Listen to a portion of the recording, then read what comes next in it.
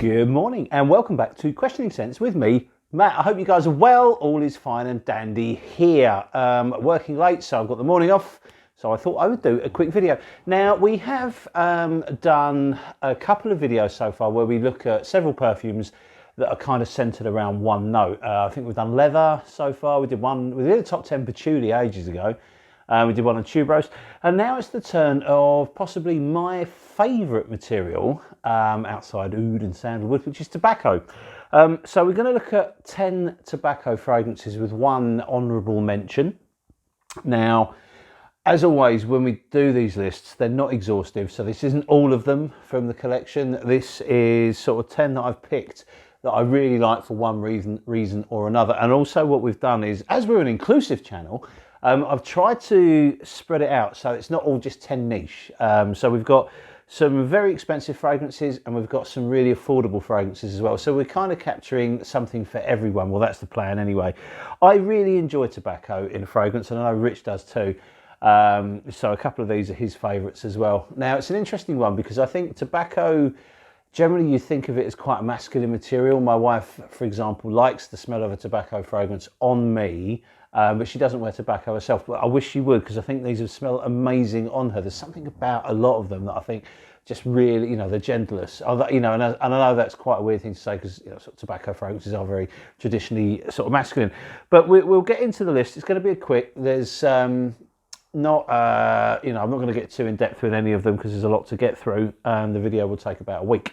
There is one for me that is going to be the number one, and I'm obsessed with it at the moment, but the rest of them are in no particular order whatsoever. They're all really, really rather good. So what we'll do is we'll start with the honourable mention, and that is Boudica.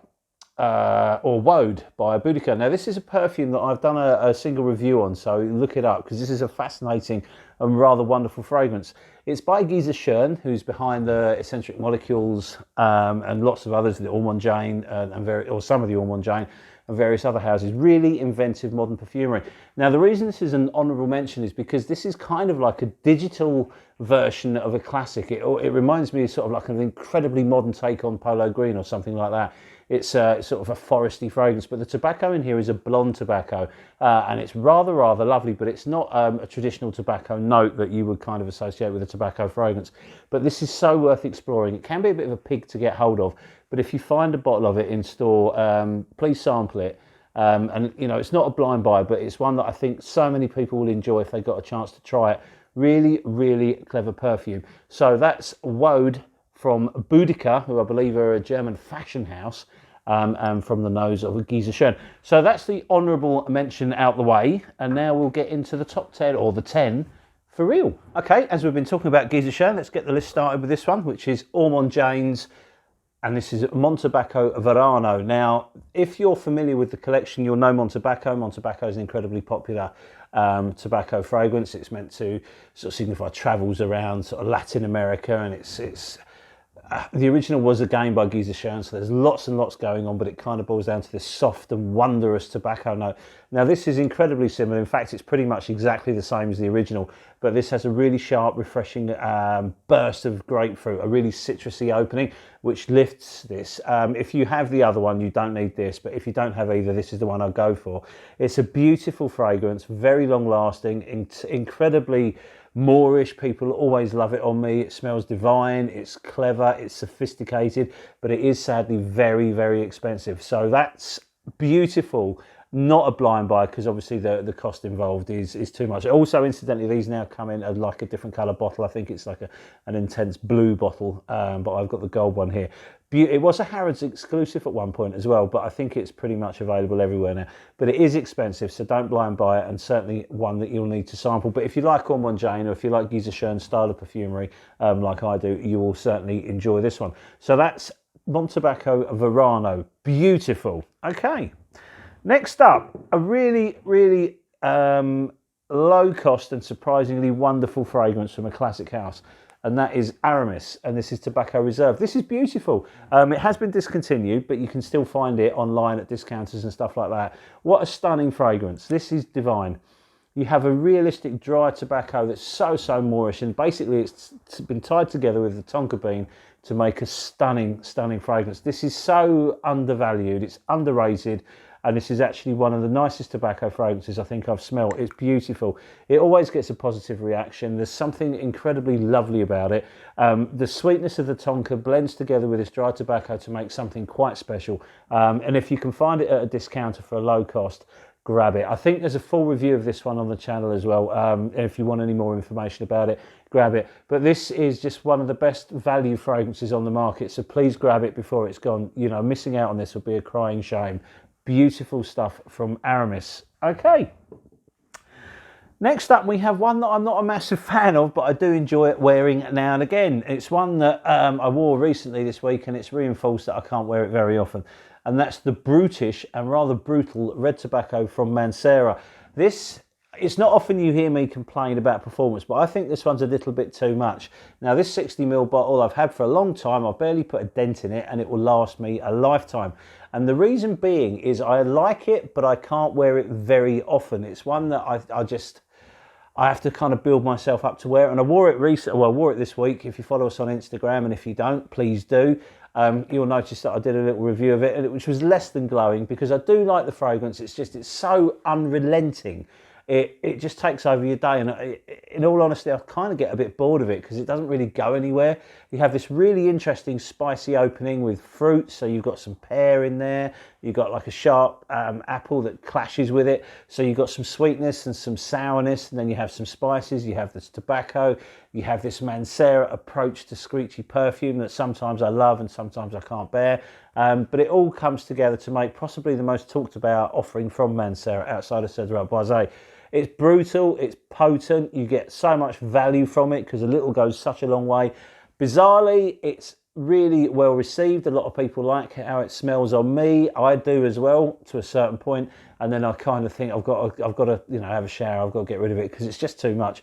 Rich, on the other hand, absolutely adores this one, and he could bathe in it if he would bathe in it if he could. I think his partner, I think she actually wears this one as well. So this is definitely one that will appeal to the fairer sex as well as us sort of grizzled male perfume enthusiasts. So red tobacco, not a safe blind buy at all, but I think, for what you get, pound per mil, this is a great value fragrance. It's just sometimes it's a little bit too much for me, but I know a lot of people love it, so I've had to include it in the list. Okay, next up we're going to Swedoft, and this is Spice Surprise. This is beautiful. This came out, I think, just before last Christmas, and it's such an amazing fragrance. I really, really like this one. It's basically, the inspiration from it was like a wine from Roman times. So you have this kind of boozy opening with cinnamon and this kind of wine-like accord. There's some other spices in here. Very festive. It's perfect for Christmas and that kind of festive season. It's beautiful. And then it dries down. As it dries down, you've got some dried fruits and you've got some tobacco in here as well. It's a really lovely, crowd-pleasing fragrance with excellent performance. It's quite loud in the opening, but then it sits above your skin for hours and hours and hours. I think it's around the £100 mark for 100ml. Excellent value, and it's a beautiful fragrance to own. As you can see, I've had quite a bit out of this, and I really hammered it over Christmas, and I'm sure I will do again.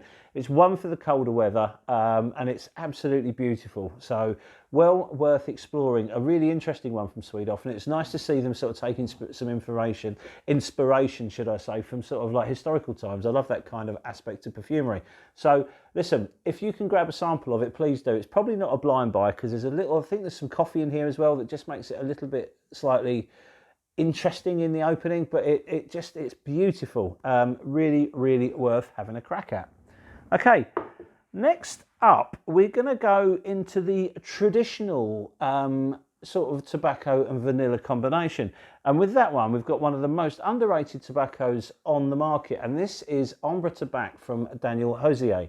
This is glorious. I wore this yesterday and it was such a treat to wear. So you have tobacco with like a honeyed amber, some little light citruses in here, some spices, and it's just beautiful. It's very, very soft. But when I did the review of this, I compared it to like the old Iron Fist in a Velvet Glove, and that's exactly what it is, because it's so soft around you, but it's so potent. It pushes right out. You have a huge sillage with it, and the projection is incredible. It also lasts and lasts and lasts, but it smells so, so lovely. It really does this balance of sweetness with tobacco so well, because it's not cloying at all. It just floats around you in this warm, interesting, spicy, sweet tobacco-like bubble. So that I can't recommend enough. I think this is as good as so many of the others that are, you know, tobacco vanilles and things like that that are always talked about.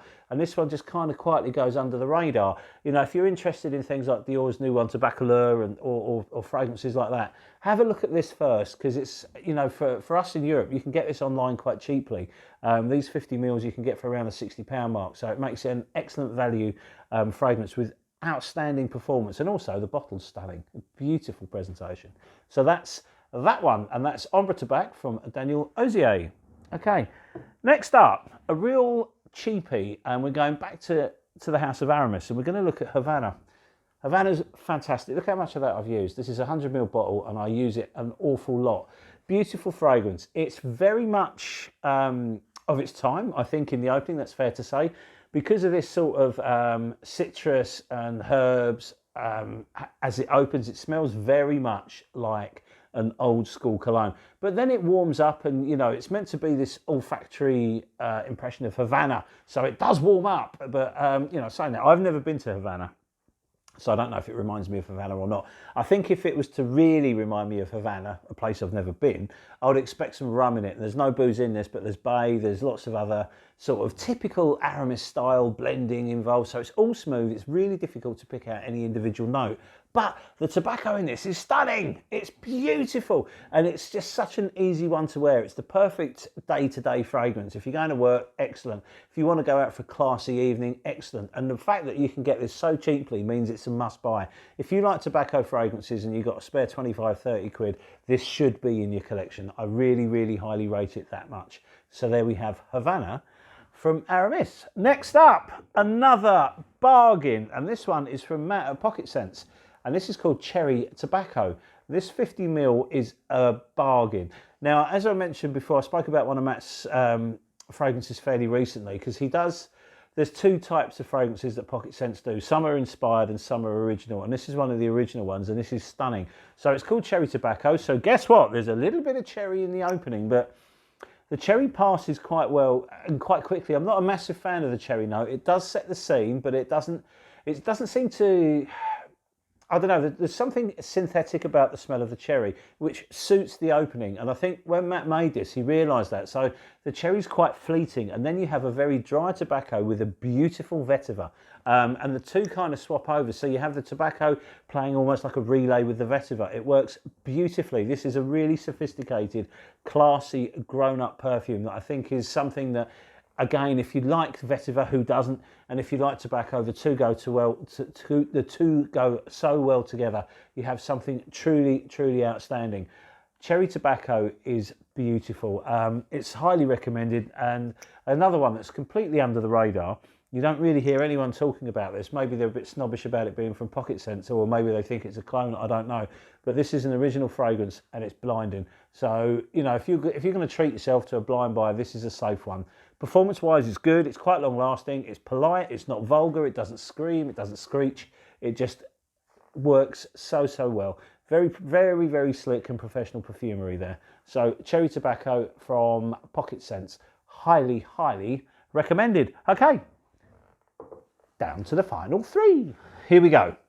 Iron Duke from Beaufort, London. This is one of my favourite fragrances of all time. I've spoken about it many, many times. There's something about it. It reminds me of my father, who's no longer with us. So I absolutely love this fragrance. It normally tops pretty much every list, but it's not topping this one for a reason.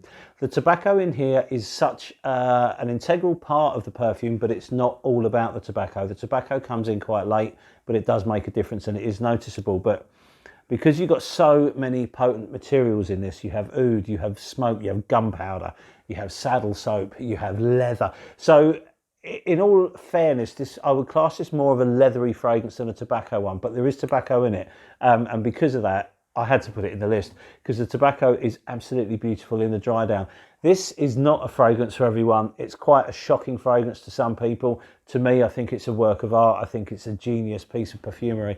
but it's not going to be for everyone. So this is definitely not a blind buy. You will have to sample this because it combines, as I say, gunpowder with oud and leather. And then you have saddle soap in there, which gives it kind of like this almost shaving foam vibe once you kind of get through the smokiness of the opening.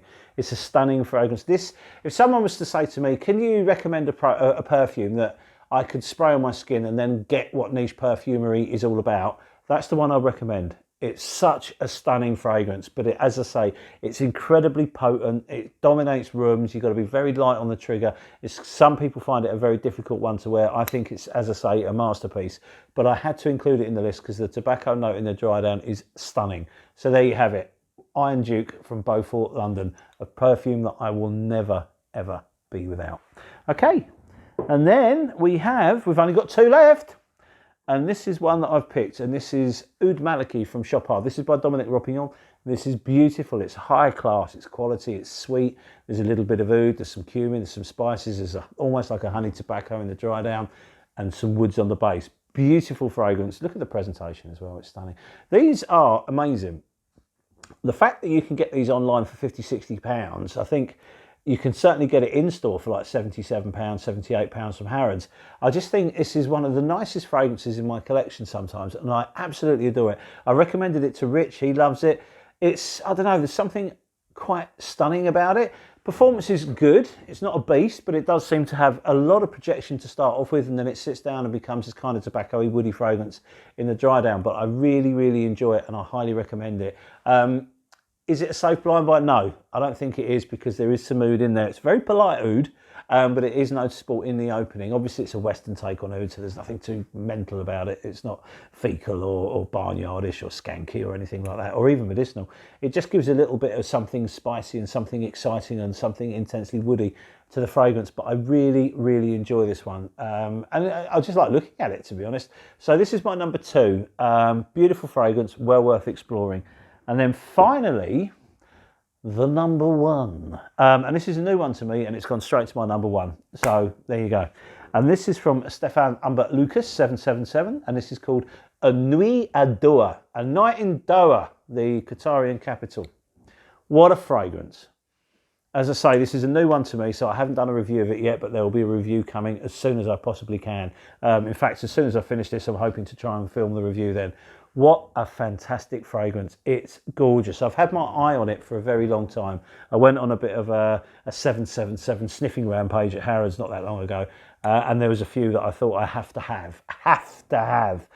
It's an incredibly expensive fragrance. It normally retails for around £165, £175 for a 50ml, so it's not cheap at all. But keep your eyes peeled on places like Notino, because this pops up at, like this one did, at well under half price. So I got this for less than you would pay for a new designer fragrance, and it was such a result.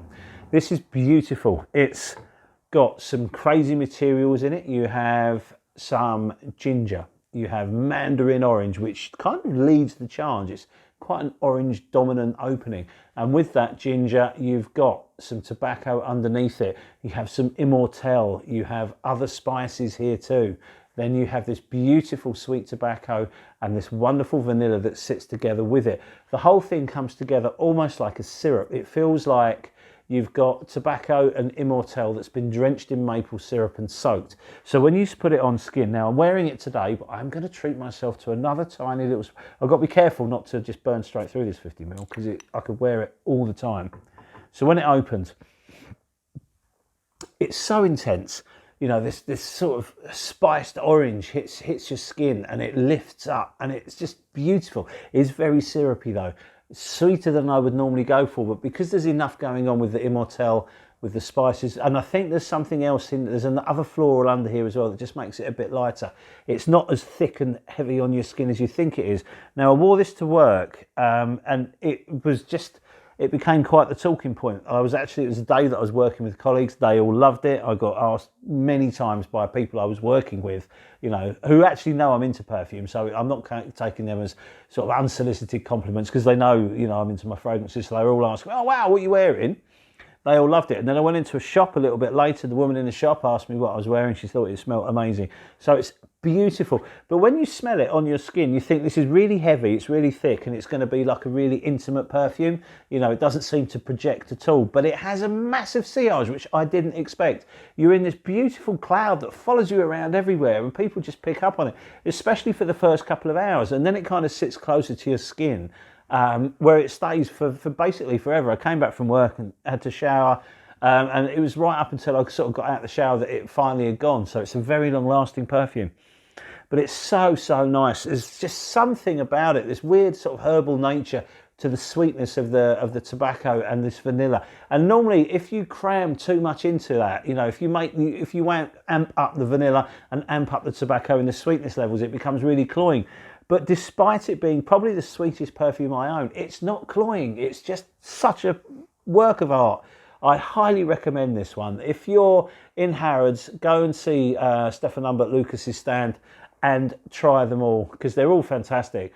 But this one for me is an absolute star. Now I'm hoping to grab another couple as time goes by, so expect me to be raving about them again, because this is becoming a house that I'm so excited by. They're making such beautiful perfume, and look at the presentation.